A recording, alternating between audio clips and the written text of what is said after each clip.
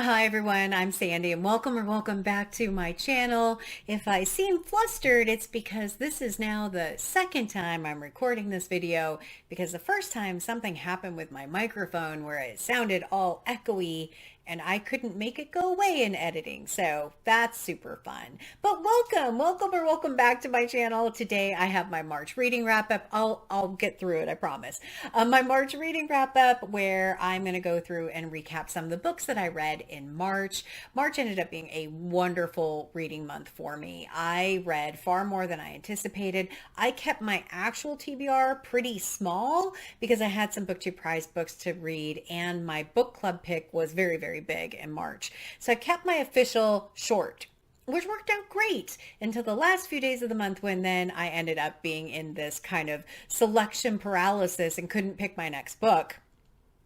I did ultimately end up working through that and I did finish a couple more things, which was wonderful. So I will talk through what those were, but it was just also a very eclectic month. I had a classic, I had a couple murder mysteries. I actually had a couple of fantasy, like what? And then I had a nonfiction and a subscriber favorite. So all around, absolutely amazing book. I also was thrilled with what I ended up having to read for the TBR tackle. So I'll talk through all of those. But for my book club pick, my first book it was Les Miserables by Victor Hugo. This was an absolutely incredible read. I loved this book. I am really surprised by how much I love this. I do have a video dedicated just to this book, which I will leave linked for you. It is absolutely worth a read. Don't be intimidated by it. I know it has a big reputation, but there are so many amazing characters that I fell in love with in this book. I could not recommend this book more, and it is shocking. I have read The Hunchback of Notre Dame and didn't love it the same way that I loved Les Miserables. Absolutely incredible. Definitely check it out. But if you're going to read this, find a buddy reader because it's so good with a buddy where you can sit and chit chat and leave messages. My book club Voxer group, or not Voxer group, my book club Discord group, we had a lot of conversation in that as well. And it was just an absolute blast reading this particular book. So Les Miserables, 5 stars. Again, 5-star book club pick for me. Amazing. We'll see if the rest of the year continues for the book club like that. The next book that I ended up reading was for my Discover New Author project, and it was Still Life by Louise Penny. I did this as a buddy read with Britta Bowler, and it was wonderful to be able to read with Britta. This is not really a buddy read kind of book in that, we're not really talking about the story too much, talking about the plot as much. This is the first book in the Inspector Gamache series by Louise Penny. I think there's 20 something books in the series now. And Inspector Gamache ends up going to a town called Three Pines where he investigates the murder of poor Jane. Jane dies in the first page of the book. So it's not a spoiler to know that Jane dies. And then he spends the rest of the time trying to figure out what happened. And so the book is told from a wide variety of different people's viewpoints, not just Inspector Gamache, but also from his other inspectors as well as people in the town, and we're just going through trying to figure out what happened. Very good kind of first debut murder mystery. I've heard the series gets better as you go along, and I can see that. I think Inspector Gamache has a little bit of like fine-tuning to do, but I'm encouraged for later books in this series. I can't say I am on board to read every book in the series yet, but I did pick up the second book. I have A Fatal Grace sitting over there on my lovely bookshelves. So hopefully I can get to that at some point. Maybe when I have another free moment, which will not be in April, as my April books are large. So yeah, but anyway, I do have Louise Penny's Still Life. Great read, fun read. Was it perfect? No. Was it good? Yes. My next book was a buddy read that I did with my friend Angela, and that is Killers of a Certain Age by Deanna Raybourn. Not really a murder mystery, so it's not kind of in that genre. This is about 4 women who have been assassins for a secret agency for the last 40 years, and they retire. And as part of their retirement, they go on a cruise. A little cliched, a stereotypical maybe in that particular part, but they go on a cruise only to find out that not everything is what it seems. And then they're having to fight this mysterious agency or figure out what's going on, who's after them. the actual four women, I love that each one had a very definite personality, and the book has varying timelines. So it's current timeline, and that flashes back and shows them when they first joined the agency or were first recruited for the agency, and then we'll show them again in the current timeline. All of that I thought was really interesting. It's not perfect. I mean, there are some plot holes in this and some things that's like, well, why did that have to happen on the cruise ship? Or, okay, I'm 60, or I'm not 60, the characters were 60, I'm 50, and I can't imagine doing some of the things that they said. Now, granted, they are trained assassins, so maybe it's more plausible that they can leap over a railing from one level to the other. I creak getting out of the chair, so I don't know. That part was interesting.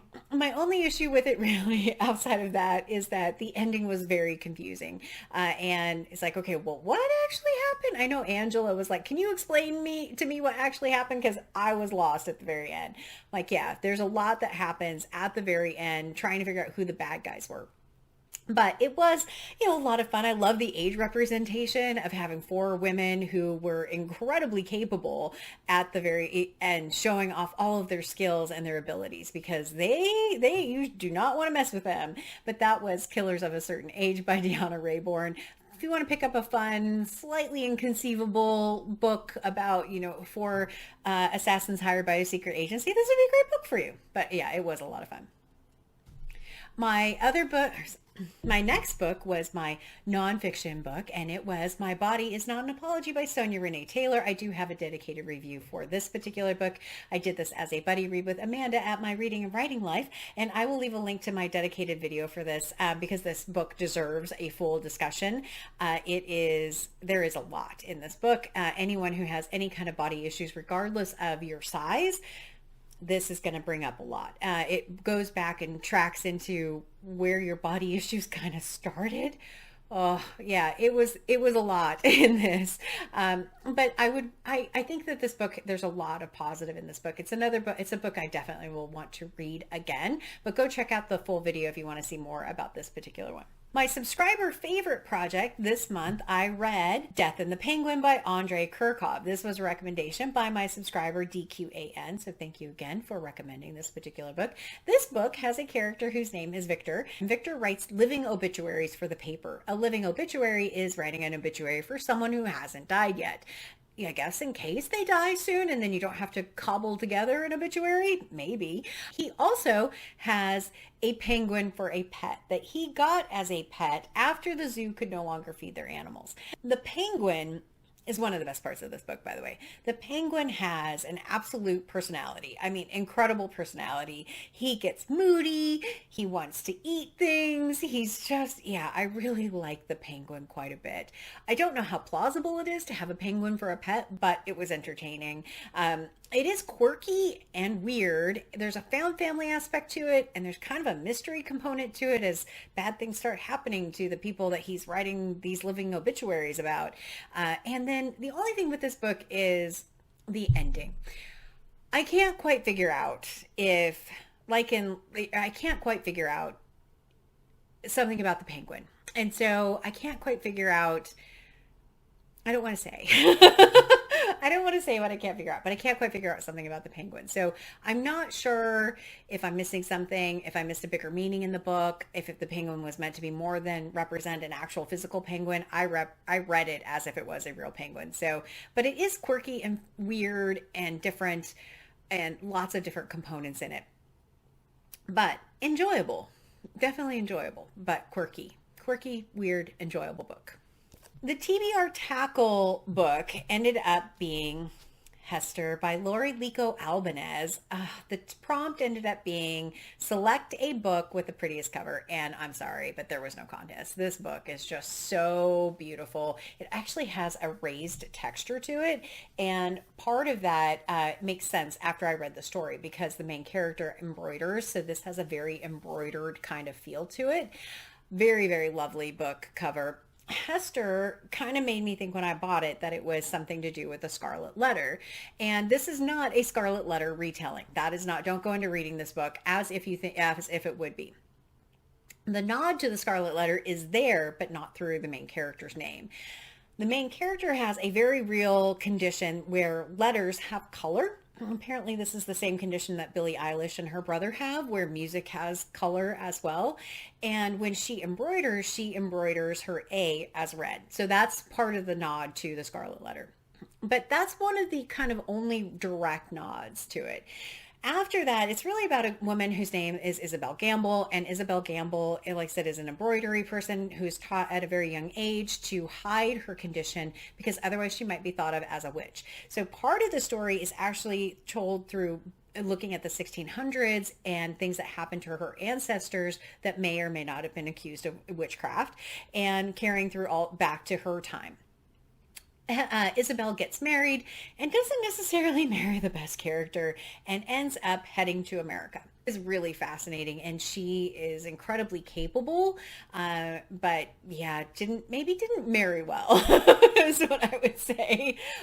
But while she's in America, she meets Nathaniel Hawthorne, and that's the other nod to the Scarlet Letter. So it's not really the Scarlet Letter retold. It can maybe be conceived as an inspiration for the Scarlet Letter, kind of retelling of it that way, which I think the ending too makes sense.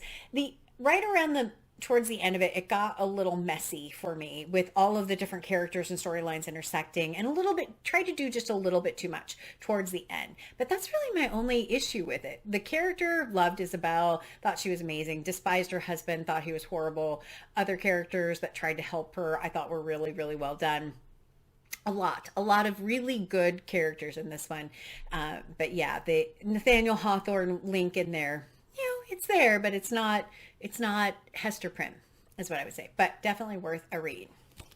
And that is actually the end of my official TBR that I had. I did end up picking in my selection paralysis mode.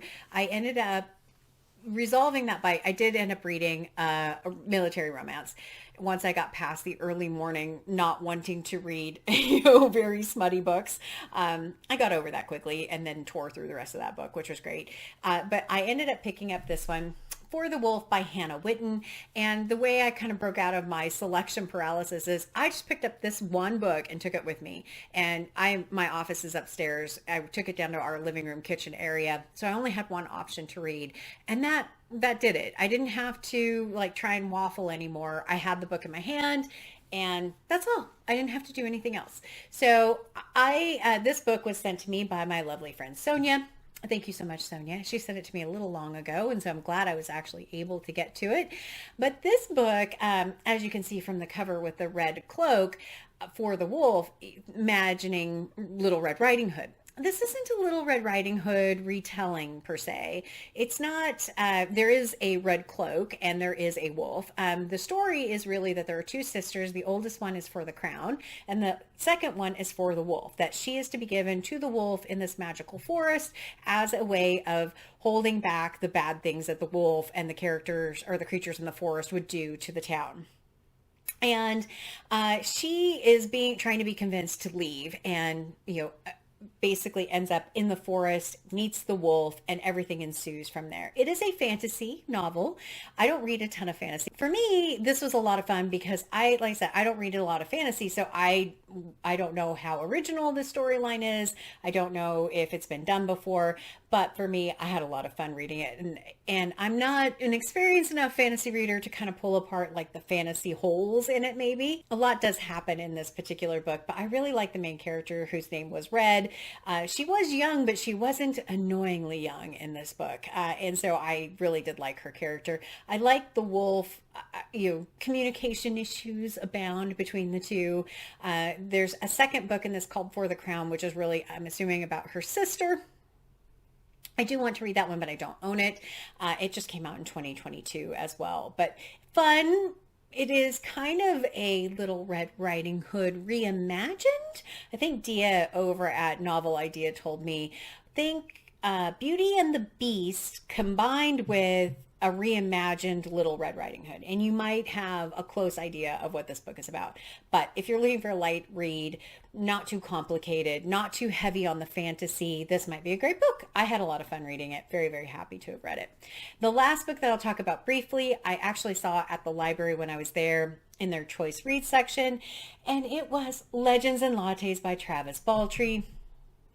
Legends and Lattes has been all over BookTube, and I saw it and just couldn't resist picking it up. I would say that Legends and Lattes is just a fun, very, very light fantasy read of having an orc who decides she doesn't want to fight anymore and end up opening a coffee shop in a town that doesn't know what coffee is. I love that concept as well. I like the discovery process of trying to figure out what to sell and how to sell it.